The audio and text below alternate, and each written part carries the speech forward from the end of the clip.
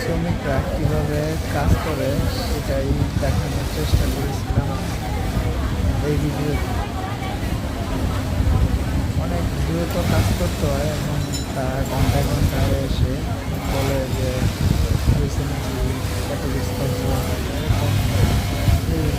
আর কাজ ঠিক মতো হইলে তারা কিছু বলে না। এরা কিন্তু একটা সমস্যা, ফ্যানের যে বাতাসটা এটা লাগে ফ্যান আছে